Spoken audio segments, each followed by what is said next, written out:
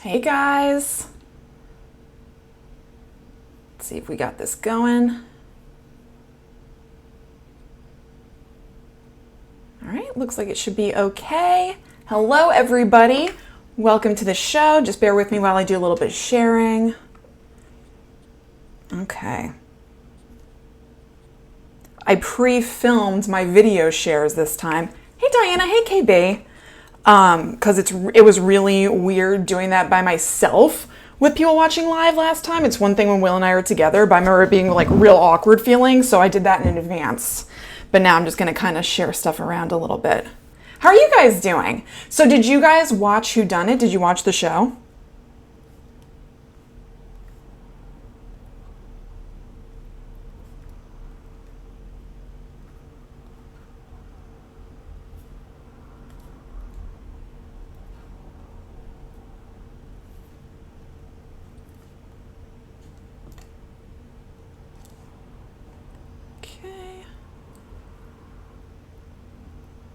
Yeah, I watched it really fast too, KB. Well, I don't know if you watched it fast, but I feel like it was a while ago that I finished the show, so it was kind of good to go through my notes to do a refresher because not that I don't remember it, but it's not like right at the fore. What did you think of it?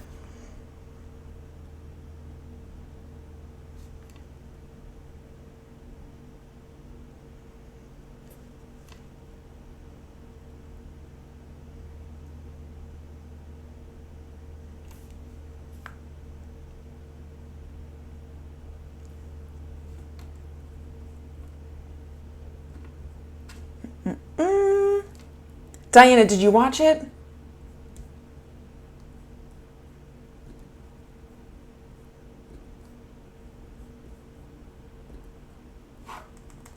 There you go.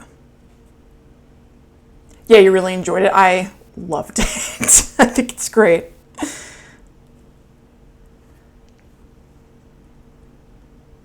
All right. And if you guys wouldn't mind sharing the show, that would be great too for people to come hang out in the chat.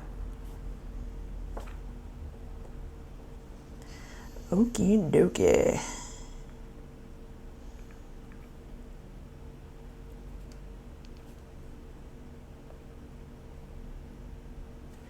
I'm thrilled that it's a little bit cooler in here this time as opposed to last time when I was recording. It was so hot in here, and I turned off the air conditioning and everything so that the sound isn't annoying, and I remember just being like, ugh, it is way more doable right now. What a dream.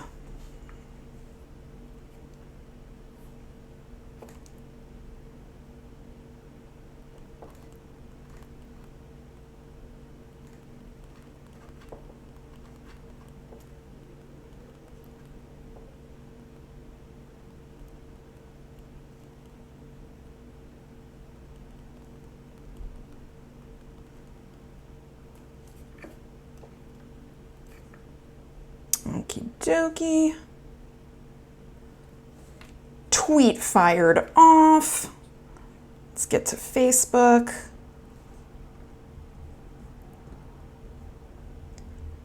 Hey, Megan. Yeah, you think you remember most of it, KB? I guess it was like, not that I forgot it, but going through my notes, I was like, oh, God, yes. What a, what a show. It put me in such a good mood. Like, I know that there's a theory of kind of happiness or things that you should do more of, that they energize you. You should look for things that energize you rather than suck your energy. Boy, does Whodunnit energize me. If I could turn that into a monetized thing, if I could capture the energy of me sitting on my ass, doing nothing, watching Whodunnit, and spin that into a career, what could be better? Oh, awesome, Jennifer. Cool. So you watched it when it came out but didn't rewatch it. So I was the same way. I watched it when it first came out and hadn't seen it since then until I watched it last month. And I remembered shockingly little. I remembered who the killer was. I'll get into it, but I remember who the killer was, but like pretty much nothing else. Yeah, it's a hard show to play, KB. You're saying you would get eliminated right away. It's weird because, again, I'll get into it, but you have to solve these crimes, but you also have to think with the mind of like, okay, what would producers do to set up a crime and think of it in that way rather than an actual crime. It's a little bit layered.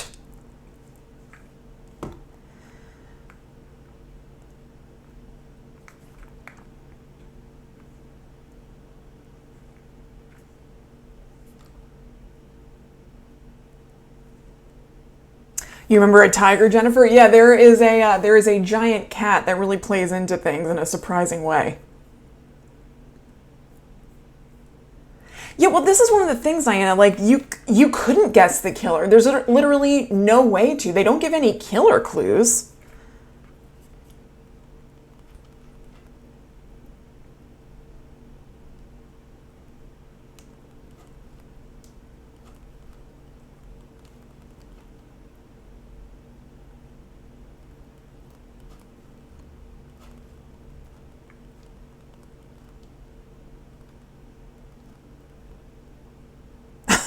My phone just, or maybe it was Butterfingers, capitalized the done in Whodunnit, the D, because my mom's maiden name and side of the family is Dunn.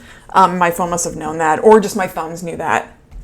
Thanks, Mom. I haven't done anything different to my hair, but I washed it today, which makes them stand out more, as does the lighting in here. But thank you very much. You know, interestingly, most people have a good hair day a day or two after they wash their hair. Mine's the first day, so I did it on purpose so that you guys would have me at my best, or at least my hair at my best.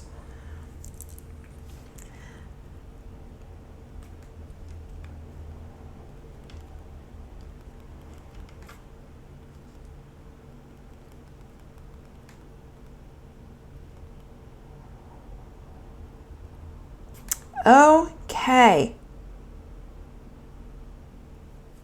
Pretty much shared. Yeah, yours is 5 minutes before you have to shower. I know, it's terrible, right? That's like when your hair looks best right before you go to get it done. And you're like, well, this isn't displaying the problems that I'm having.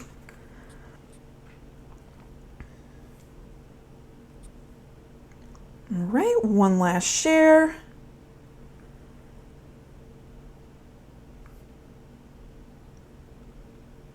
Into the Guides the Unknown Facebook group. Okay. Gorgeous. All right, let me get my stuff in order.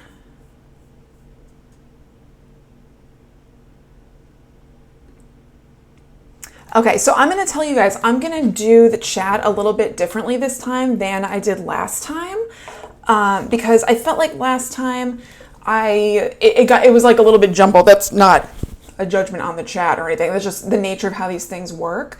So I want to try to keep things a little bit smoother and more segmented. Like we talk about, you know, this in this section or whatever, rather than keep jumping back to certain subjects. Like I feel like in the Harper's Island episode, I move on to something else and be like, right, and about Henry or whatever, but we had kind of moved past Henry.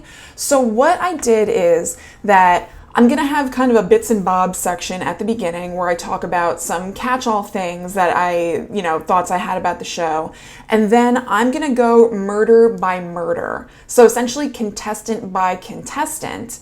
And when you guys talk in the chat, I'm going to go through and rather than just straight up answering what you're saying live, I'm going to copy what you said from the chat into my document here underneath the heading about those particular contestants. So when I get to Gino, I can be like, oh, and Diana said about Gino, blah, blah, blah, blah, blah, and just talk about him all in that section. So just so you guys know, when I say like, oh, I'm going to take a look at the chat now, I'm not going to necessarily answer all that stuff live. This is all kind of an experiment. It's a show that I wanted to do because it's fun, but I also want to do it the best way that I can so it's enjoyable for not just you guys in the chat, but definitely you guys in the chat, of course, but also for people who might listen to it on podcast apps or watch it later. I just want to make it a little bit smoother, and also for myself, so I'm not quite as jumbled doing it. So just so you guys know, when I look at the chat, I might be a little bit silent, and I might not answer you right away, but I will be moving it over so I can answer you there. All right. Oh, yeah, and then also, like, if you say something about a person that I already, like, talked about, that's something I don't have a great answer for that's, like, very clean. So I'm just going to kind of put those into a catch-all section at the end and get to them there. So there's at least a little bit of some sort of order going on. All right, guys, so I think I'm just gonna go ahead and start the show now. Which I know is kind of choppy. I mean, I've kind of been doing the show, but for, podcast editing and stuff. All right, hello, welcome to Dearly Departed Pop, the show about pop culture that's no longer with us. I'm Kristen Rogers Anderson, and today we're going to talk about Whodunnit, a murder mystery reality series that was on ABC in 2013 and was gone too soon, in my opinion. It's super goofy, but super fun, and I wish there was more than one season, but there wasn't, so we're going to talk about it here tonight. You can follow the show on social media at Dearly Departed Pop on Facebook and Instagram, and Departed Pop on Twitter to see pictures from the shows that we're covering, so pictures from Whodunnit. A lot of video clips from Whodunnit are up there right now because it felt like I was whipping out my phone here and there, like constantly, because things would happen. I was just like, what is this? This is so insane. I need to document it. So there are a lot of things up there right now.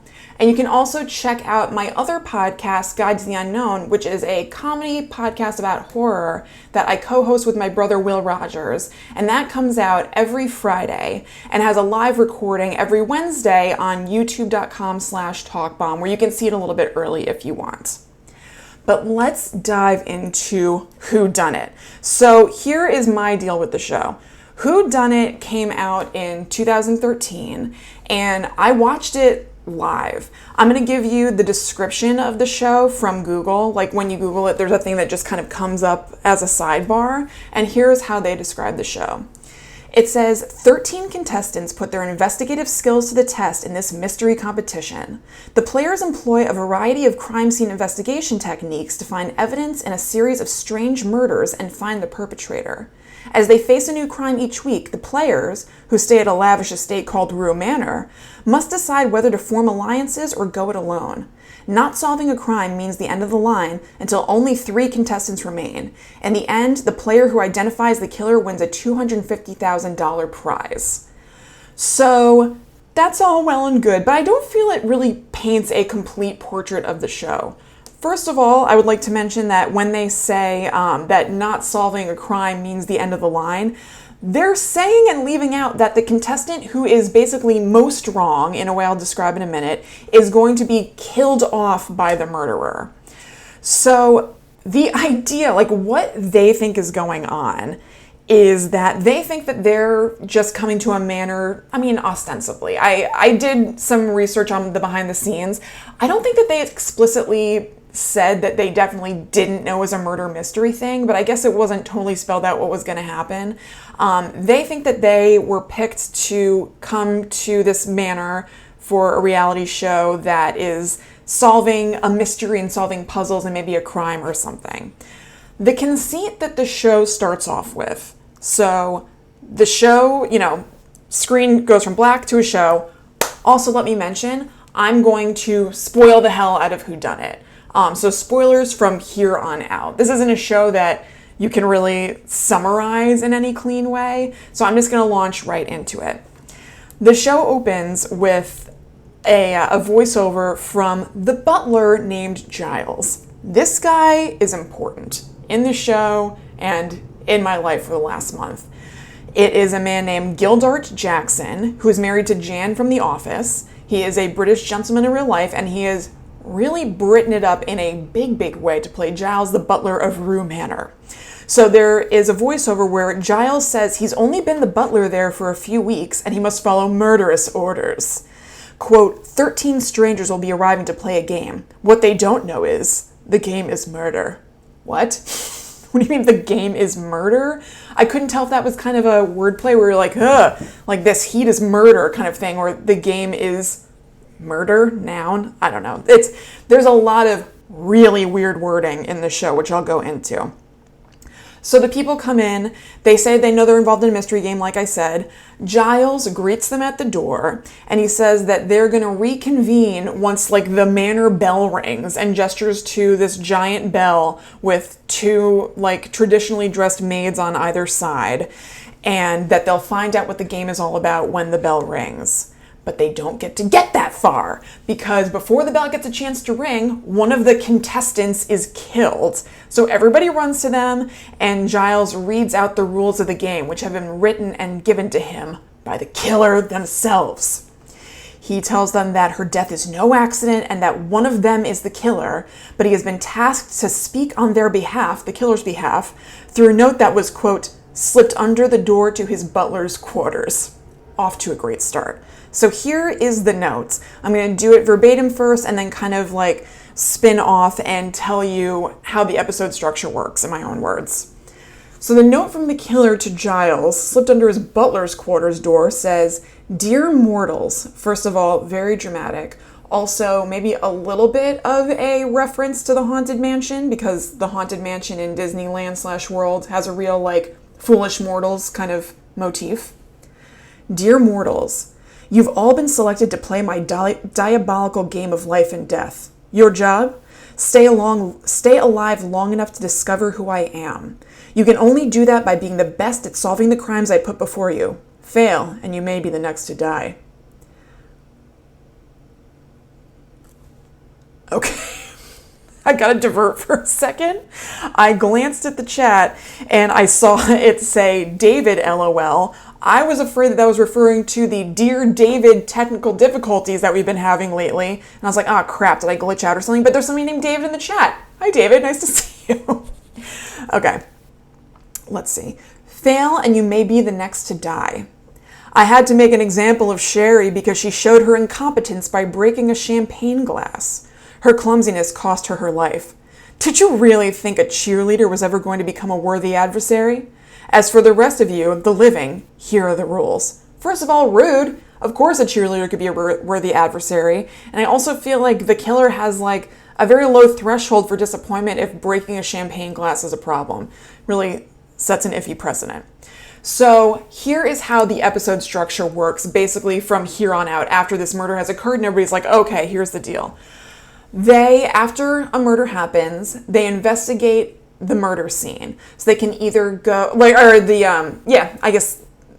everything. They can investigate the scene of the crime, they can investigate the last known whereabouts of the victim, or they can go to the morgue and examine the body, which is cuckoo because it's the body of the actual person, the actual contestant, who has pretended to die. So they have to lie there on a slab or sometimes in a tree, as I'll get to, and just be silent and still while they examine their body. It is so weird.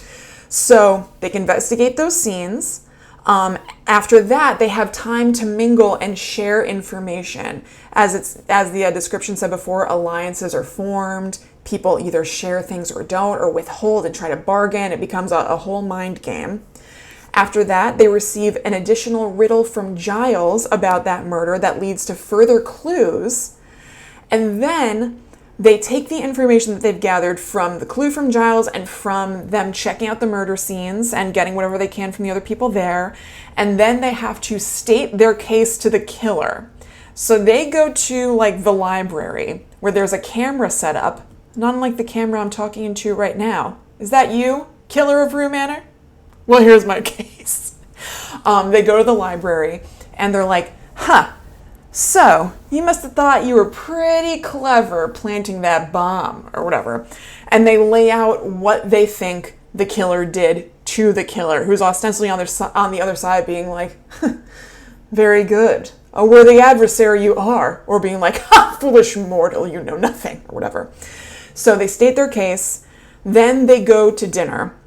And Giles comes out and hands out these cards that either say spared, that the killer has, told Giles how to pass these out and who to pass them to. So people either get a spared card from Giles, which means that their case that they stated to the killer was like, either right on or acceptable or whatever. But then there are 2 scared cards that get passed out per episode.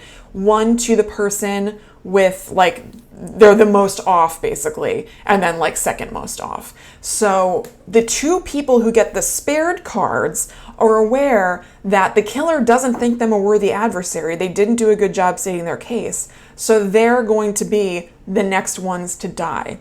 So they all go to bed for the night after dinner, and those two people are like, I don't know what's going to happen. And after they go to bed, either in the middle of the night they're woken up by some sort of murder scene happening, or they wake up in the morning and find a murdered person, or sometimes the murder happens then. But that's the basic gist of it, and then rinse, repeat. They investigate the scenes, and on and on and on. So that happens until it's down to the final 3 contestants. And also, so, you know, it's weird. The killer is one of the contestants, and you know that it's one of them the whole time, but still, whoever it is still having to investigate all of this stuff and play along. And the deal is, I guess I'm kind of holding out the spoiler to the end because it's kind of fun. The killer, they don't say this during the show. I found this out when I was doing a little bit of research about it after watching it. The killer goes into the house knowing that they are the killer. Like, they have gotten, hired by casting or whatever, and they find out, look, you're going to be the killer during this. I found one source on it, it seemed a little wishy-washy, because you would think that, well, that's a bummer for that person because they know for a fact that they can't win that $250,000. I think that the killer gets a guaranteed amount of money. So they know that they can't win the big bucks, but they are going to win something. So the killer comes in knowing that they're the killer, but they know literally nothing else about anything. They don't know about how the crimes are committed. They don't know what the crimes are going to be. Literally all they know is that they're the killer. So they're able to play through to the end honestly. Like, they are trying as hard as anybody else just because they're there, and like, why wouldn't they do their best? But they literally have no foresight into anything, which I think is weird and not great for a couple of reasons. So anyway, when it gets down to the final 3, meaning there's a definite killer in that 3 and the other 2 regular contestants, they kind of switch up how things are done at that point, but I'll get to that at the very end. So I'm going to go through the chat now and see what you guys are saying. Like I said at the beginning, for anybody who may have missed it, I'm going to go through the chat, and I have the talk tonight divided into sections by contestants and their deaths. So I'm going to try to keep things a little bit organized by looking at the chat, and if somebody has a comment or a question that has to do with a specific person, I'm not going to answer it live right at that second, but I'm going to move it into that section to get to later so that things are kind of segmented and smooth. So I'm going to take a look now.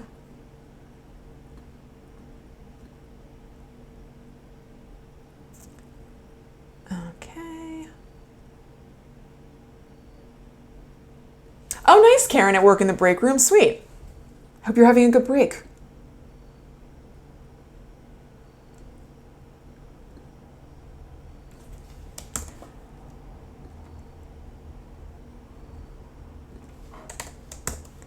Doing a little copying and pasting.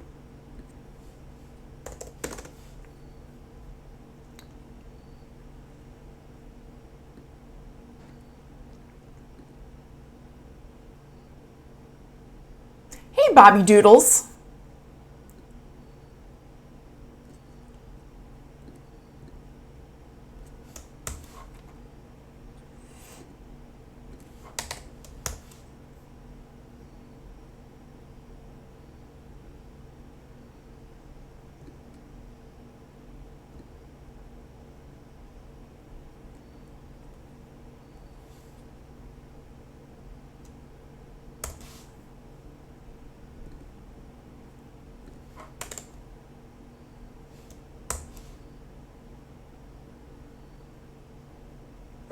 Okay, so I'm going to start off with just some kind of random thoughts that don't fit into the other categories, and it'll kind of set the tone for things, because I'm going to go murder by murder, which is going to take us to the finale, obviously, which feels like the most natural conclusion. So that's why we're going to structure it this way.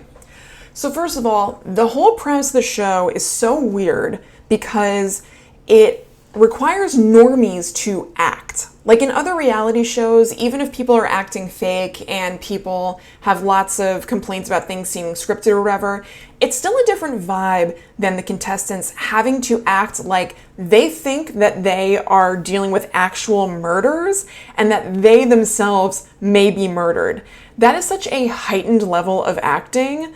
And it's very, very strange. I know that some of them were kind of resistant to that. So one of the contestants, Cam, didn't ask me anything on Reddit that I totally recommend reading. I'm not going to go into all of it here, but you can Google Cam Whodunnit Reddit AMA and you'll find it. And he said he really didn't like that was a premise that he was supposed to like buy into. So he avoided as many situations as possible where he was himself pretending that all of this was real, which I thought was really interesting. He said that one of the reasons he didn't want to go to the morgue was because he found that whole thing just so odd. And I completely agree with him. It's a very weird setup. So let me see. So Will, my brother, said it's simultaneously a confusing and brilliant premise / structure. I completely agree. There are some things that I have ideas of how they would work a little bit better, but this one I didn't even go to thinking about like how would you do this otherwise. I guess it could be as simple as just not pretending that it's real or something. I'm not sure, but it's very strange. So some of the contestants lay it on a lot thicker than the others do, and two of the contestants in particular really go to town on buying into this. They're Melina and Dana. And KB from the chat said, the contestants act like they are really going to die, and that is absolutely right, and I feel like they are the most guilty of this. So in Cam's AMA on Reddit, he said that there was a part that was cut from the show where Dana was crying about how she was never going to see her kids again. And he, I guess, just couldn't take it. He was like, you know you're going to see them again, right? Like, you're going to be fine. Just chill out. And Sasha, another contestant, piped in and called him insensitive for saying that. And he said he just, like, couldn't deal. He's just like, oh my God, this is insanity. How is this happening?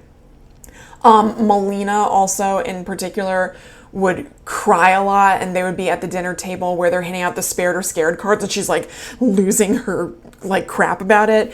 And at one point, Giles hands her the card and she looks him right in the eye and she says, "You're just doing your job." It's like, oh my God, Melina, cool it. At one point, Dana says she's crying in her talking head little aside thing, those testimonials. And she says, "I think it's torturous at Rue Manor. The killer's killing me softly every day. I feel like I've died 1,000 deaths already." Whoa, mama. So, I mean, I know that they are following the instructions, but it's just so odd. And it makes the show so interesting to watch, but I think on a different level than intended, you know? Something else that I feel is worth commenting on, that the killer's writing skills are extremely lacking and uneven in their cards. So it's a weird juxtaposition with thinking that this is like a mastermind diabolical killer, but they write like the worst poems and rhymes. And so I pulled some examples from those to share with you guys. One of them is, I guess this is more Giles's reading of it, because reading it just verbatim isn't like that exciting, but it says, I wrote, "Giles will walk you through what apparently you did not know." That wasn't great. I feel like I shouldn't even included that. Another quote is, "I broke into her room while she imminently showered." What? Imminently showered? They also use the device of inserting "okay" into things a lot just to get it to rhyme with a previous or next word, which I think is very cheap. And it reminds me of this peeve I have. I don't know if other people have noticed this, but the singer, musician, writer Pink uses a device in a lot of her songs that I've noticed. I don't even watch Pink's career that closely. It must be in a bunch of singles that have come across my path. She puts the phrase "my dear" into things often enough for me to notice, just to get more syllables into a line to make it like flow or match with something else. My dear. It's very weird. See if you notice it. But I think that the killer came from the Pink school of writing in that way. At one point they say, "Arrange the letters, something, something, even betters." Rough. In regards to one of the killings that involves cranking up the AC, they wrote, my sincerest cold dolences, the killer." Wow. There was a poem that said, "When Sherry died, I gave you a 3-digit code. If you can recall it, go into your mode." Okay. This might be my favorite one, both in the actual weirdness of the rhyme and what it's regarding. "Don't wave to them or say hello. They're just as stinky as the next fellow." That's fantastic. Something else to mention is that at one point they show us in what's supposed to be kind of like a gasp aha moment, and the cast does. Giles pulls up his butler trouser leg and shows that he's wearing an ankle bracelet, like a Lindsay Lohan style ankle bracelet that proves that you are staying under house arrest or whatever, or, you know, for her location. Because I remember that she went to a party where there was a famous picture of her wearing a bikini and posing with a surfboard where her ankle monitor is on then, so it obviously wasn't house arrest. Anyway, for Giles, it is supposed to be house arrest, and everybody's like, ugh! Weren't they already assuming that Giles was going to be, like, staying at the manor anyway? This was not a shock to me. Like, oh man, Giles can't leave the manor? Like, duh, he's our host. I thought that was weird. I like that, as we're going to discuss, that some of the deaths cater to specific things about the player's strengths.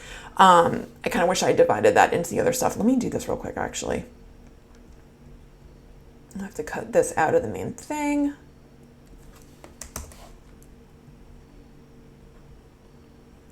Talk amongst yourselves.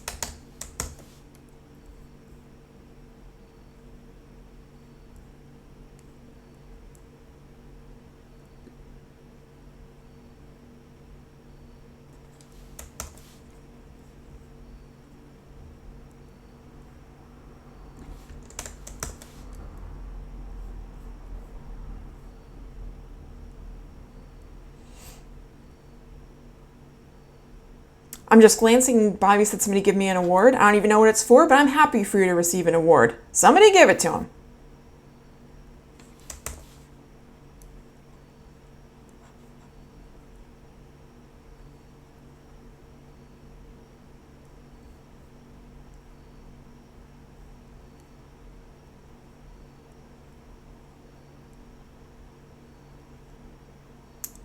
Find out what I'm looking for. There we go.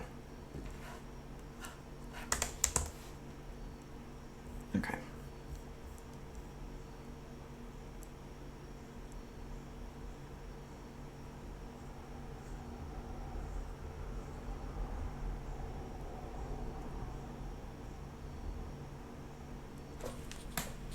Okay.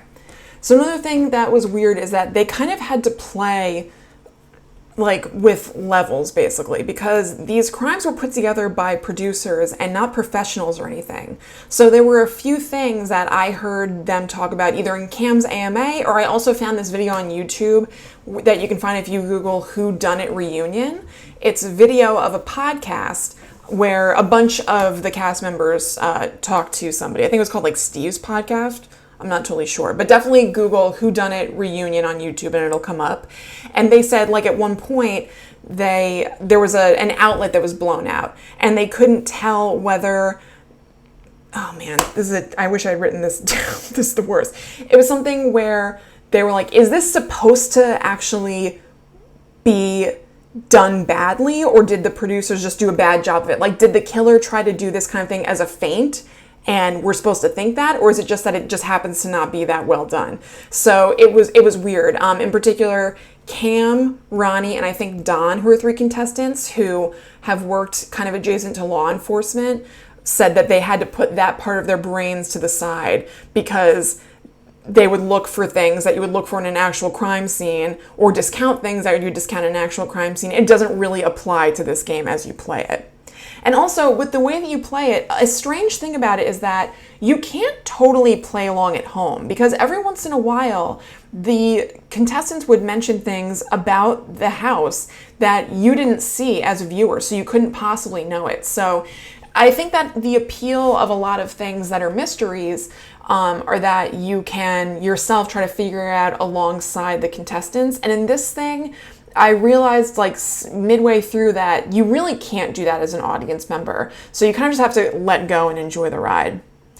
So the last thing that I want to mention as far as just grab baggy stuff is that there was this weird and fun Twitter element where throughout the show, every once in a while, a tweet would pop up from the killer asking you about your guesses or input, or being like, Lindsay seems confident. Do you think she should be? Or whatever. I think that's a really cool and fun device. It seems like a good amount of people interacted with it. But I also, as somebody who does social media for a living, have empathy for whoever was running the @Whodunnit account, because if you go to it today, you will see that their most recent tweet from September 10th of 2013, so like right around the time that Whodunnit ended or right after, the most recent tweet is, "Nothing more 80s than an awesome pair of neon sunglasses, hashtag the Goldbergs." The person who runs the ABC Twitter accounts definitely didn't realize that they were logged into the wrong account and seems to never have realized it and just left it up, and I like that it's there. It's also, I do want to mention that a weird thing about the show is that it's not really a whodunit. Like I said, there's literally no way for you or the contestants to guess who the killer is. It's really just figuring out how they did it and explaining that to the killer and seeing if they spare you or not, which I think made it maybe a little bit confusing for viewers at home and definitely the cast members. They said that they had to kind of get used to that. And I think that that's part of what made the show not a great success and led to its cancellation. So people found it confusing and they tuned in for the premiere, but then there was a really big drop off after episode 1. The next episode, it had lost 1.3 million viewers, which is a lot. They ended up adding these cast interviews at the end of each episode from the people who was killed off, or from the person who was killed off in that episode, to show people at home that they didn't actually die, because I guess there was some confusion about that. So they would have, the person I'm going to talk about next dying is a guy named Dante, who was on fire and like ran through the house into a pool. Then they would show Dante being like, "It was great. I had a great time and I'm glad I got to participate in this show," as kind of a way to appeal to the audience, and it just didn't work. It didn't do well, so it got canceled after the first season, which is a bummer. Like, it obviously was a very imperfect show, but I think it is so fun. Like, even the things that I'm complaining about, like the fact that they had to act like, they were really being killed off, it makes it so much fun that I say, oh, here's what they could do better. I don't know if I'd even want them to. It's just so ridiculous. And I know that they initially had plans to do more. The creator, Anthony Zucker, I think it's pronounced, had a vision for the show having multiple seasons, with Giles kind of being the constant who is forced by the killer to continue to buttle in different locations and bring in new groups of people for them to challenge or whatever. I guess it'd be different killers because the killer gets caught at the end of this. And Giles, what a horrible life of servitude, now that I think about it. But it didn't happen. Anthony Zucker did write 2 tie-in books, though, so you can enjoy Whodunnit anew in that. So I'm going to take a look at the chat now, see what you guys were saying, and divvy some things up among the kills.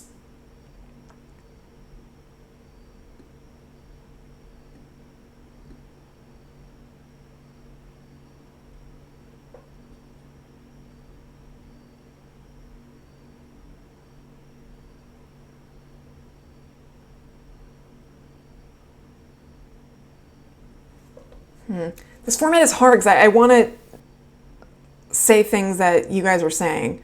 I guess since I'm still technically in the rando section, I'm going to answer some of these random things and then move on because I want to acknowledge what... So Will just said, "Holy guacamole, I wonder if they wrote dramatic lines for themselves at night, basically trying to make sure they have the sound bites that will play well on the show, increase their own screen time." I absolutely think that's the case. Definitely in their, parts where they're appealing to the killer, they have some real, like, juicy lines for the commercials and things like that. Like, somebody definitely says, like, "So, I think we found out who done it," or whatever. And at one point, dealing with a mountain lion that comes into play, Gino is talking to the tranquilized body of the mountain lion, and he's like, "What did you do, big kitty?" No one talks like that. It's definitely just for the show. Oh my God, Bobby, I see why you got the award. If you remember my 9-digit code, try not to flush it when you use the commode. Very good, award worthy. Will says, "I think Giles' ankle bracelet was to mimic that moment in the movie Clue where you learn that everyone at the mansion is a part of the macabre machinations, including the cook, etc." Yeah, maybe. I think you could be right.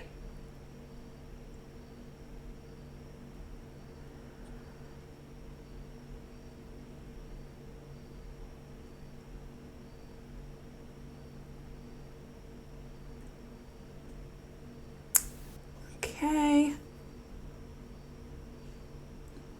Jennifer Jennifer said it was probably called Reality Clue Show and had to pick a name since Clue is trademarked, but Whodunnit broke ground for new mystery TV like Masked Singer. Woohoo. Absolutely, Masked Singer. Woohoo. And yeah, Jennifer was also frustrated because you couldn't possibly solve anything because you didn't have all the information. Yeah, it's very weird. So let's go through the kills now. I believe Jennifer in the chat, or maybe Diana mentioning that the woman who was first killed off and knew she was going to be killed off, reminded me that I didn't include her in this rundown of all the kills. She slipped my mind for some reason. I don't know why. So we're going to jump right to the next one, who is Dante. So the way that Dante was killed is that he was set on fire in the middle of the night and ran in his jammies into the pool to relieve himself. Well, to put out the fire. Maybe relieve himself. People do that in the pool sometimes. Fire would create a warm spot in the pool, which could mask it. It's all coming together. But anyway, the way that the killer played this out, or made this happen, was that the killer gave Dante jammies with flammable chemicals on them and special socks that would get extra staticky on the carpet in his room. Then the killer set off the fire alarm in the middle of the night so that Dante would jump up out of bed, and when he got up, scooched his staticky socks across the floor, gathered some static electricity, then touched the doorknob that had like a Joker buzzer on it. He caught fire to his flammable jammies and then ran through the house. Everybody had woken up because of the fire alarm and runs right past them, flies into the pool. Poor Dante is dead. My thoughts on Dante's death, what a way to kick it off. Way to go. I was delighted when that happened. And something that is part of the charm of Whodunnit and such a weird thing is that the camera filming is like all reality show camera filming at first. There's a certain look to it. It's like very I don't know how you would say it, like crisp looking. It has a certain look, reality TV. And movies and things like that, or scripted shows have a certain camera look to them as well. When there's a death scene, the camera switches to that more legit, professional sort of camera thing. So it would sometimes give you the signal that something is about to happen, and I love that so much. It ends up looking, I guess you could compare it to it being like a dramatic reenactment in some other sort of show. It has a different quality than the rest of the show, and it is so much fun. So moving on to the next person who died, this was Adriana.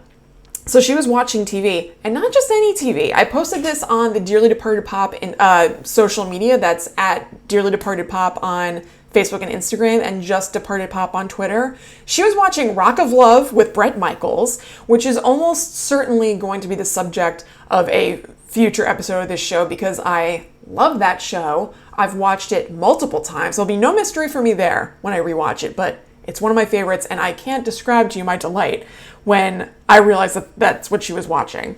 So she's watching TV, watching Rock of Love, and the killer had put in a DVD in the DVD player attached to the TV that came up with like a black screen and red scary lighting that said to drive off the property if she wanted to stay alive. So she did, and there was a bomb in her golf cart that went off and she exploded and died.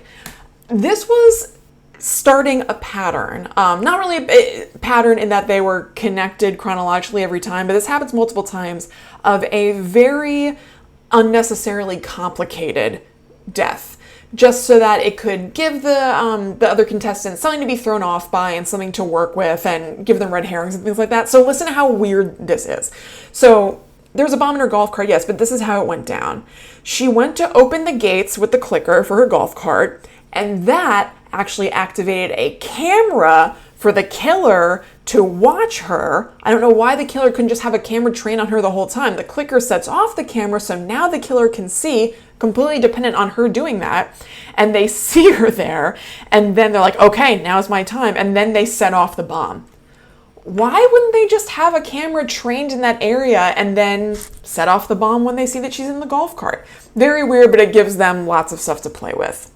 My stray thoughts on Adriana and her death are that When I started rewatching the show and I saw her and Dana, I had this very vague memory that either one or both of these ladies really annoys me. I feel like this person really turns it up in a way that I found very irritating. And it turned out to be Adriana, but Dana a little bit too. But Adriana was very smug. She was, I believe, a newscaster. And I gotta say, points for ballsiness. She was really just trying to like elbow her way into groups of people talking about, scenes of investigation that she didn't get to see so she could get a complete story. And they would literally be like, "Can you please go away, Adriana? I'm asking you nicely, go away." And she'd be like, "No, I want to hear what you have to say." Or then, maybe eventually go away. But even though I found her annoying, I kind of liked her moxie. So moving on to Don, fan favorite in my heart at least. Don died when he went to cook up his steak for breakfast. And this, like Adriana setting the tone for future murders, where it's like, what? Why would they do it that way? Don sets the tone for going to do something that everybody else in the cast is like, oh no, this means he's gonna die. Because Don and whoever else had the scared cards came down to breakfast this day, and everybody knew like, there's still gotta be something that's gonna happen to one of them. And they receive their steak and eggs for breakfast, and Don's is undercooked. So he's like, I'm gonna go in the kitchen and heat this up. And they're like, oh, Don, oh no, Don, don't do that, because they know that this is when the murder is gonna happen. And I find that so fun and campy and weird. So, and it like breaks the pretense a little bit. That's one of the weird things about the show, is that there is this structure to everything that they kind of have to play ball within and be like, oh no, a murder is going to happen. But at the same time, they're acknowledging that they know the pattern because it's a TV show. It's very strange. So Don goes into the kitchen to cook his steak, but when he turns on the burners, cyanide came out of them, which is what killed him. However, there is a red herring of a mountain lion that scratches him, because when Don saddles up to the oven, he steps on a little mat that is a pressure release mat for a trap door behind him, where a giant mountain lion comes out and scratches him. And we see it all. It is so insane. Everybody who's at the dining room is freaking out about it. And then Giles comes through in his butler uniform with his like little white gloves, perfect posture, and a giant shotgun. He's like, stand back! And he runs into the kitchen, and they do creative editing. I didn't come across anything about the way this was actually done. I kind of think somebody asked Cam about it in his AMA, and he gave some sort of like somewhat cheeky, evasive answer or something, so I'm not totally sure. But he goes in and shoots the mountain lion with a tranquilizer dart. Doesn't kill it, just tranquilizes it. And that ends up being something that they investigate. That's when Gino is like, here, kitty.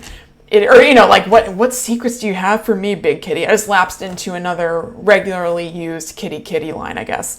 And it's completely insane. So thoughts on Don. I was instantly obsessed with Don because he is a former cop who didn't want to tell anybody that he was a former cop because he didn't want to tip his hand, but he's really bad at it and everybody clocks it right away, and it is so funny and charming. Like, he tells them that he is a former football coach and they're like, I think you're law enforcement. And he seems like the sweetest guy. He's got this like these funny, nice eyes. He's just kind of like, no, I'm not. It's so good. I think that there is talk about Don in the chat right now. So Will says, oh, Don. Goddamn, Don tried so hard to hide the fact that he was a cop, and everyone knew that he was a cop from the first minute. That must have been simultaneously embarrassing and disappointing. It's not like this game values real detective work, but at the same rate, I bet his cop friends made fun of him like wild. They absolutely did. How could they not? But you know what? Also, how can you be too mean to Don? He's the nicest guy. He at one point slips and uses some sort of cop lingo, and they're like, oh yeah, did you learn that on the football field? And he's like, he's the best. Something that I thought was cool about Don's death and some of the other deaths that is that it seemed like there was probably information that was given in the initial casting interviews that the producers used in the deaths so that people who were playing the game would have some special insight into the deaths. So for example, Dana would know about Don's cyanide poisoning because she says that her dad worked with cyanide a lot. So she kind of knew the signs of cyanide poisoning, and also because she's a nurse. So it seems specific, and there are a couple of other little things like that that I'll go into as I go through the deaths. I'm going to take a look at the chat real quick.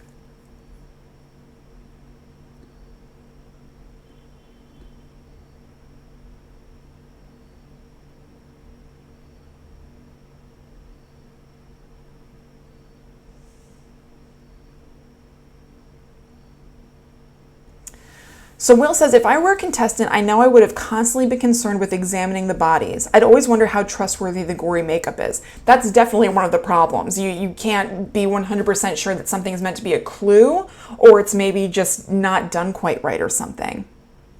KB says, so do the contestants pretend to be dead while everybody else examines them? Yes, they do. They're just lying there trying to be as still as possible. And so in Cam's and AMA, and also in that cast reunion podcast that I found on YouTube, they said that they would sometimes mess with them, and obviously they cut that kind of stuff. So they would try to make the corpse laugh and things like that, and they sometimes were successful. And Cam said that he also was wary of going to the morgue, not just because they had to pretend that this body was dead and it's so weird, but also because, like, it's kind of a sensitive thing. You're touching real people, and maybe they don't want to be touched that way or whatever. I mean, I guess you could say that they signed up for this thing, but did they know that was going to happen? The thing with the dead bodies is very strange.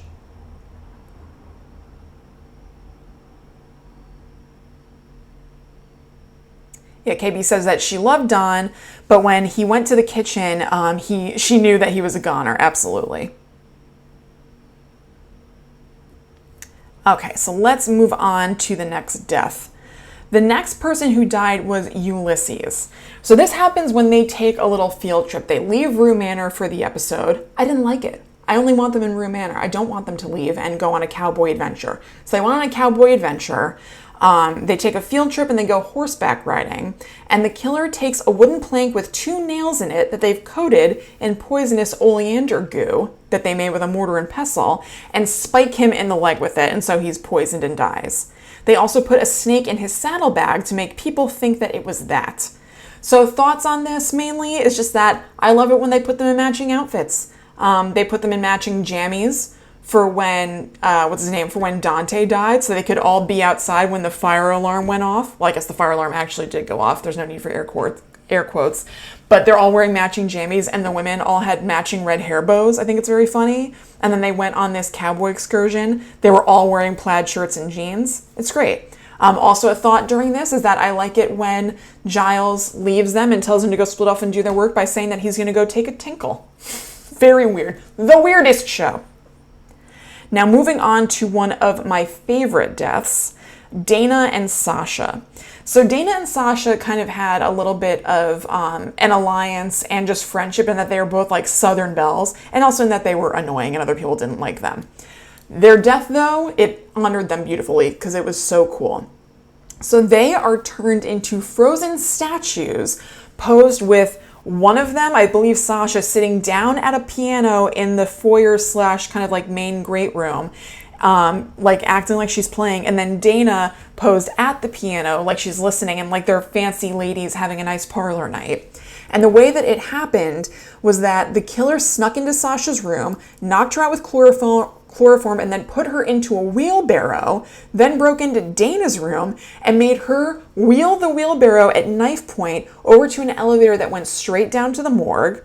Then the killer killed them, drained all of their blood, dressed them up like that, and posed them as their rigor mortis set in so that they could just like stay that way, and then cranked the AC to keep them that way. So that's where that like cold dolences line came in.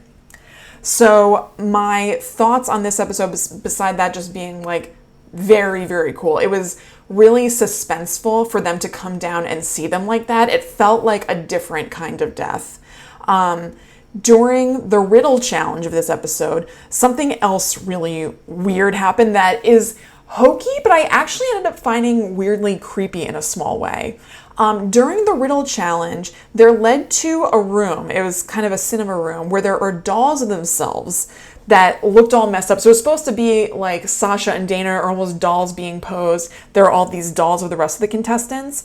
But they, we're not talking like well done real dolls or anything. Like these look super weird and warped. And they had to end up ripping them open to get to a clue. And it was actually weirdly gross because they didn't have that much give. So they had to really like twist and tear these dolls off. And I even think they added some weird sounds in post or something.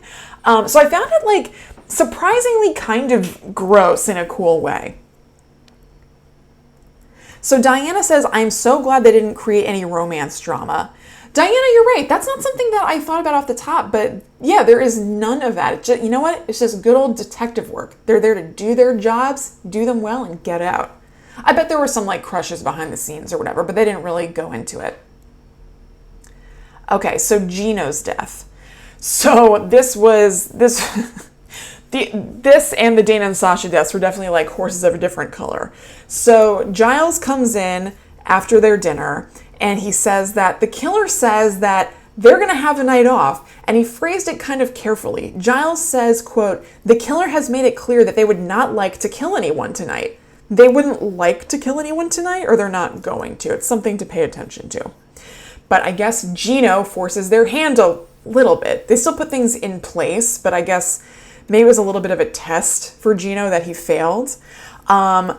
So the killer leaves a note in Gino's room telling him to steal Giles's phone, I guess to kind of get him on the killer's good side, and leaves a special kukui nut necklace for him, which you can't totally see. It's not like blazingly obvious, but it's painted with some glow-in-the-dark paint, as has the crest on the dance floor downstairs for their hangout luau party. Ben.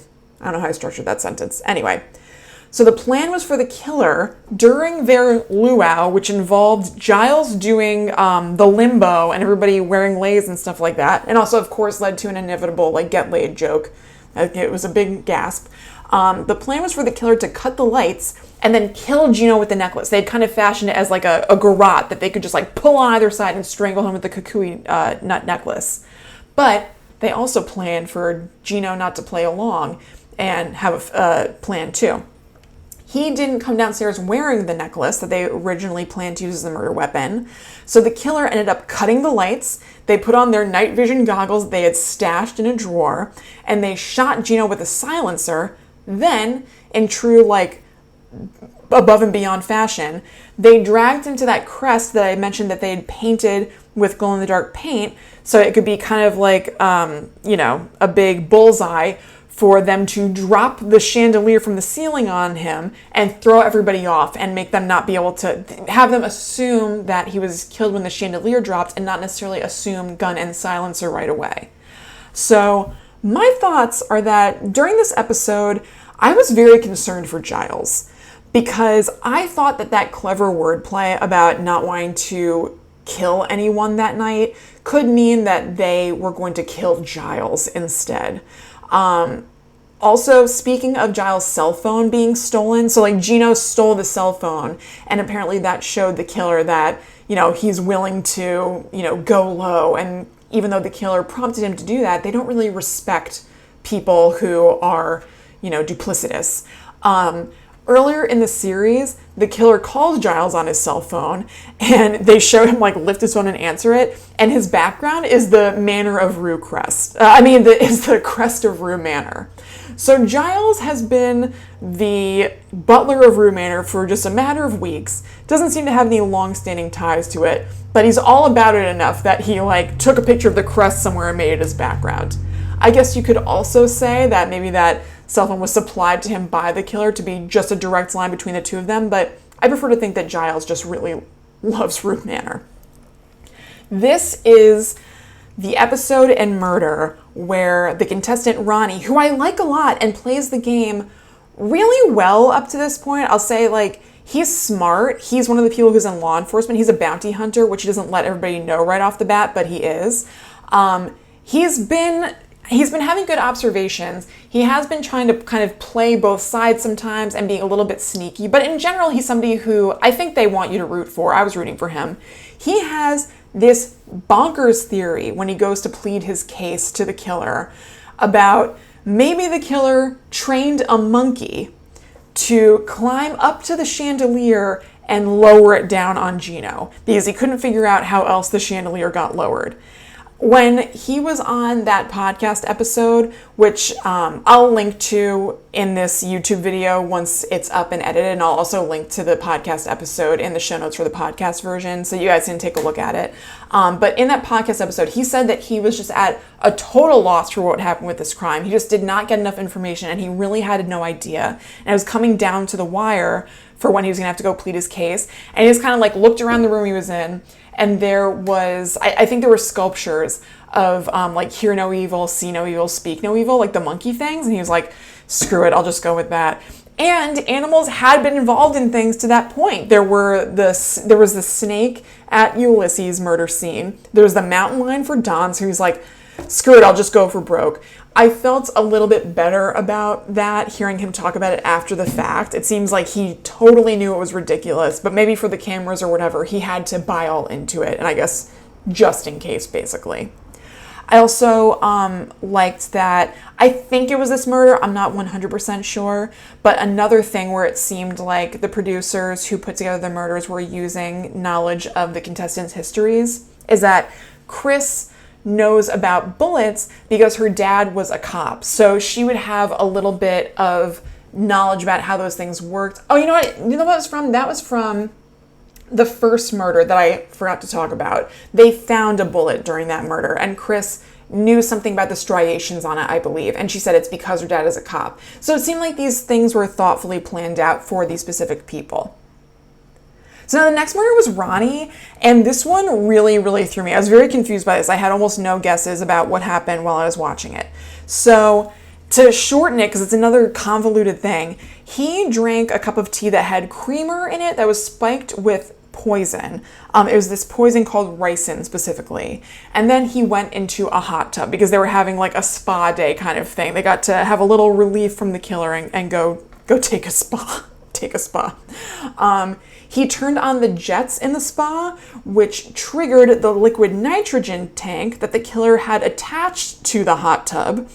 Plus, the heat from the hot tub magnified the effects of the ricin poison in his body that he had drank. So he passed out, and then the hot tub basically exploded from the liquid nitrogen and sent him flying in the air from the hot tub into the pool. So he was kind of like heated from the inside with the ricin poison, but then frozen / burnt by the explosion on the outside. So it was like very confusing. Something that I liked about this murder is that, similar to when Don went into the kitchen, when they say there's going to be a spa day and that they get to have a little break, rather than playing into it and being like, oh yes, we get to have a break, how nice of the killer to do that, the whole cast starts going like, no, because they're obviously imagining the way that they might die in a spa context. I just think it's very fun to see, like they're kind of breaking it a little bit. This is another thing where they use background knowledge of the cast members. Cam knows about ricin poison because he actually works for Homeland Security. He's an attorney for Homeland Security. So that's something that's common enough that he's familiar with it. So he was like the perfect person to answer stuff about the ricin. Now, something else that happens in the episode that deals with Ronnie's death that is super weird is that Melina starts acting wild. So Melina is one of the women who I felt like turned it on the most. As I said earlier, that she would really like cry at the table when they were getting their spared or scared cards and really acting like she was going to die. She, at this point, everybody else who she was in an alliance with is, dead now. She was in an alliance with Ronnie, he's gone, and some other people. So she's on her own, and there's the other team of Cam, Lindsay, and Chris. And she is on the outside and needs some information that they have. So she like barrels into the room that they're in, comes in hot, and says, okay, are you guys ready to play this game, or are we going to keep playing like a bunch of cowards? No one talks like that. She didn't talk like that until now. And it's Very strange. She just starts talking very theatrically and weird and being like, see, that's where you're wrong and stuff like that. I loved it. Again, very fun on maybe a different level than intended. She and Ronnie were my two favorite players by far. I just thought that they were the most interesting and dynamic, and also they just seem really nice. So I love Melina doing all this stuff, but I was also like, oh boy. So I'm going to take a look at the chat, and Will says, I was straight bummed to see Ronnie go. He had been one of my favorites, but he had that damn monkey theory. I know, kind of how could he not go with having that monkey theory? And Diana says they all knew the spa day was BS. Absolutely, and that's what made it so much fun, that like they don't even pretend to hear the news that they're going to have a spa day and be like, oh good, I could really use a break from all this scary murder. They're like, oh god, no, you're going to like have a facial steamer that boils my face, aren't you?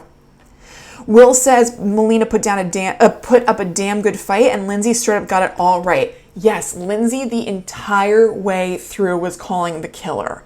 And we are going to get to that now, because the next episode of this was the finale. So this is where we find out who the killer is, and they structure things in a different way than any other episode has been. And I really liked that. There are some reality shows, and I think this is fine too, where the finale, you know, feels like all the other episodes, but at the end you have some sort of conclusion. And there isn't a whole lot of else to it. It's just the way the game is played, and then it naturally ends. The finale of Whodunnit feels very different. Like everything about the way it's structured is different right from the jump, and it's super fun.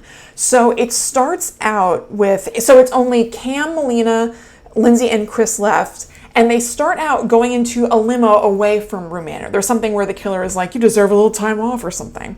So they go away, they're pouring champagne in the limo, feeling good, but all of a sudden, quick U-turn, it turns around and goes right back to Rue Manor. They didn't get to go do anything. So they come in, and there's a giant TV in the foyer now. And on the TV is Giles, our host and butler of Rue Manor, with a ton of guns pointing at him in the attic from like all sides, and like crisscrossy rope around him. He's not tied up by rope. It's like they're all around him. So if he happens to move and push on or pull on a rope, the implication is that it's going to trigger one of those guns and he will die. So he says to find him, his life is on the line. Then a bunch of white smoke floods into the room.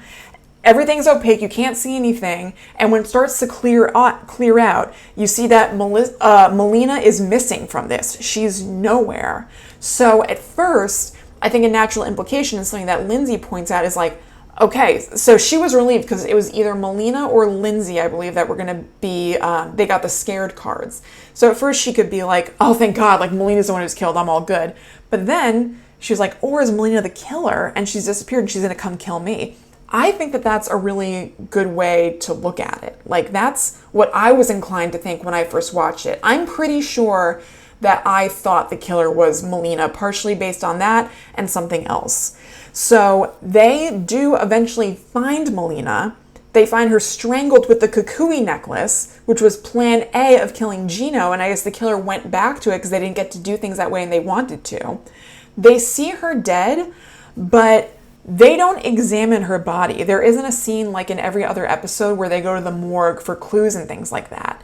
So with that, going by horror movie rules slightly, usually in horror movies, if you're told somebody is dead but you don't see a body, you can be damn sure that they're not dead and they're going to pop up later. We saw Melina's body, but they didn't investigate it in any way, so I was like, oh, Melina must be like playing dead and she's going to come out later or something like that. So okay, so here's the deal. Rather than them investigating Melina's death, they now have this race, the three of them, where they put together a puzzle that's shaped like a giant question mark by answering questions that have to do with all of the previous murders during their stay. And doing that, they are aided by the reanimated corpses of everyone who has died. So the rest of the cast filters down from downstairs, like looking like they did when they died, walking like zombies, and then they go to different areas of the house, I think they go to the areas that they died in, or if they died off-site or something, they are just kind of out on the lawn like Ulysses. And Cam, Lindsay, and Chris have to run up to them. They have a question there about the way they died. They answer that question to the corpse, and then they give them a puzzle piece that they are to run back and put into that puzzle and keep doing that over and over. They don't know whether what they answered to the corpse is right or wrong until they have all of the puzzle pieces put together, and then they shine a black light on it. And they need to have at least, I think, 3 right answers, which will blow up and glow white, or, purpley or whatever, in order to progress to the next thing that they have to do. And if they didn't, they have to go back to that person and guess again. So the people are standing there acting like zombies, just being like kind of stiff and whatever. And the person who is the most oddball in that, I would say, is Ulysses, because he's not dressed like himself when they went on the cowboy trip. He's dressed like Indiana Jones with a whip and everything. And the only reason that can possibly be for this is that there was a snake tangentially involved in his murder. It was like a red herring thing. It is so weird. Let me see. Okay, so they go back and forth with that, where they, sometimes they get a wrong answer, so they have to go back, and finally they get all the puzzle pieces together, and their next up is to run upstairs to Giles, who has now untied himself. He says that he has wriggled out of his ropes, and I'm calling for footage of Giles doing that. I feel like we were robbed. I would like to see him carefully wriggling out like Catherine Zeta-Jones in that movie with those red lasers and getting out of them. And he tells them that the killer told him to tie himself up and point all these guns at himself and stage this whole thing because he's been under the employ of the killer and kind of helping him do this thing the whole time. He's kind of a hostage of sorts. And he gives each contestant his employment contract, tells them to leave the room, examine it, and then come back and tell him whether or not he, Giles, is the killer. And then when they give him the right answer, he will direct them to the room to confront the real killer. This is such a strange device. I really don't understand this whole am I the killer kind of thing. I don't know. I think that they should have found another way to do this. Obviously the answer must be no, because if it was yes, I don't know. There are other people going to be running into him. Everybody is on their own timetable, depending on how fast they get through the clues. So then do they just stand with Giles, who is the killer, as the next person filters in and just be shaking their head and being like, uh-oh, watch out, the killer is here or whatever. It's a really strange device. I don't really get it. So finally, they all answer him correctly, which is no, Giles is not the killer, duh. And he directs each of them to the room to confront the real killer. So finally, the people who run into the room first are Cam and Chris. And they run in, and then the camera switches to that weird, reenactment murder perspective to show Lindsay get killed by a suit of armor that shoots an arrow at her. And they're supposed to say, the killer is you, or something. I can't remember if it's literally told to them to say, the killer is you, but Will points out in the chat, Cam says that to Chris, and it is such weird phrasing. It's very bizarre. And Chris delivers this rhyme to Cam when he's saying, the killer is you, the killer is you. It's such an unnatural way to speak that I feel like he had to have been told to do that. So Chris says, I won't be played by your foolish game. The killer could be you, or me just the same. Enough of the riddles, the ruckus, the rhymes. I committed those murders 11 straight times. It is true, I am the real sinner. Congratulations, Cam, you are the winner. This is so weird and stilted because in the midst of this, Cam interrupts her. He interrupts this weird finale, haha, you've gotten me poem, and it throws her off. She looks embarrassed by saying all this, not like a fun mastermind who's been sending all these riddles and stuff and is a smug person who's been letting their plot unfold. She seems uncomfortable and also congratulatory to Cam at the same time. She's like, congratulations, Cam, you are the winner. But she's been this killer who drew everybody to the mansion, killed everybody in diabolical ways to find the most worthy adversary, and then she's just kind of like a chill, normal person. It's such a weird way to have structured this whole thing. I really don't get it. And then there's also this additional fourth wall breaking that breaks the wall but also kind of keeps up the conceit, because so Cam is acknowledged as the winner, Chris is acknowledged as the killer. He doesn't say anything to her. Obviously he wouldn't, because he didn't like that there was this underlying thing, but being like, why have you done this? Or whatever. He's just like, huh, okay, sweet, I've won. They have police come in and cuff Chris. And so she stops being like, congratulations, Cam, and goes into like, oh, this is my role to play. I'm a killer. I'm not happy that I'm getting arrested now, or whatever. It's so odd. And then she's marched out of the house, and Cam leaves the house. And as he's walking out the door, or not as he's walking out the door, he walks out the door, and outside are all of the previous contestants, like all standing in a row. Now they're not pretending to be zombies or dead, and they're congratulating Cam on winning. So Chris is led away in handcuffs, which sticks with the idea that this is a real thing, but everybody that she killed, quote unquote, is there being like, good job, Cam, congratulations. Plus, Giles then drives Cam home. He's like in a limo, and he's like, ready to go, sir, or whatever, and has like a little driver's cap, and drives him home like he's an actual service person. It's really, really strange. And again, weird, doesn't make a lot of sense, but I'm kind of glad it's that way, because it's so enjoyable to talk about and just like, what the hell about?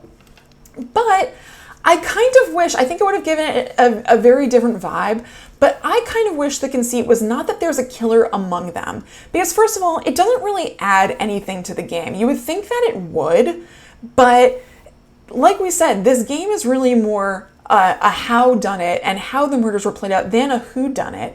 So it's just not, it doesn't add a whole lot of tension to know the killer is among us when there are literally no clues that could point you in the direction of the killer whatsoever. Kind of what's the difference then?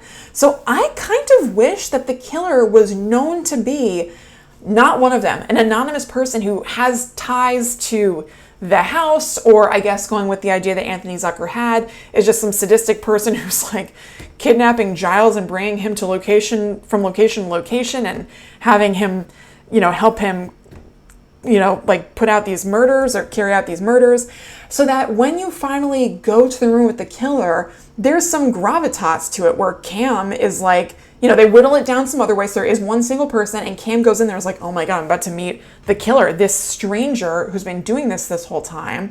And then they could deliver some sort of cheesy poem in a genuinely weird and creepy way and play a part. Giles is playing a part. Why not have a killer who's playing a part? So I kind of wish they had done that, but what can you do? It's great to watch either way. So that wraps up our talk about Whodunnit, and we are going to move on to what we're going to be talking about next month. So the show comes out on the first Thursday of every month, and the next episode is going to be Thursday, October 4th. Now, I'm going to be honest with you guys, I'm not totally sure what format the show is going to take. Like I said, I'm experimenting a little bit, and I want to make it good for the people watching, good for people who might listen later, and fun for me. And I'm not totally sure that live streaming is the best way to do that. It makes the editing process difficult. It makes the conversation a little bit choppy. I think there might be ways to be able to interact with you guys and talk about this in a way that might not be a live stream. It might be, I'm not sure, but I'm just going to be completely honest. I'm not sure whether next month there's going to be a live stream or there's just going to be a podcast episode that comes out on the 4th.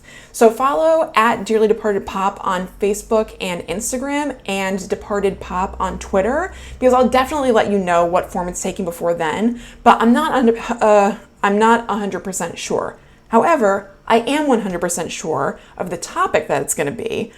It is going to be about the 2 TV movies, Cabin by the Lake and Return to Cabin by the Lake. So the first one came out in the year 2000. Will and I watched it a bunch. And so because of that, Will is going to join me for the episode next month.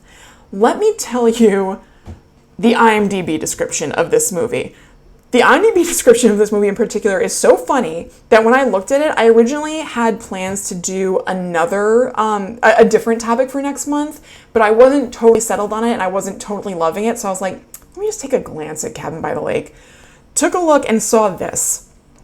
A screenwriter who lives in a cabin by the lake near Los Angeles drowns young women, then goes back to visit their bodies and do their laundry. Okay. Great. Can't wait. But to go a little bit deeper into what this is about, from Wikipedia, Cabin by the Lake is a horror TV movie released in 2000. It tells the story of Stanley, played by Judd Nelson, a scriptwriter who begins killing girls for research for a movie he is writing, where the villain does the same thing. Still a little clunky, but whatever. A 2001 sequel entitled Return to Cabin by the Lake was filmed and follows Stanley's attempts to make a film based on his previous murders by posing as the film's director. So, I mean, obviously the first Cabin by the Lake did well enough that there was a sequel, but these were critically panned as very bad movies. But I remember being into it and it being fun. So I'm really looking forward to talking about that with Will on Thursday, October 4th, and just keep tuned to our social media to find out what that will look like. So until then, you guys, have a great month. You can check out Will and my podcast, Guide to the Unknown, every week. A new episode comes out every Friday, and we actually do a live stream of the episodes every Wednesday at 7 p.m. Eastern Standard Time, right here on youtube.com/talkbomb. So have a wonderful month. Follow the accounts on social media and talk to me throughout the month. And I still have not found a cool sign off. So have a good one. Bye.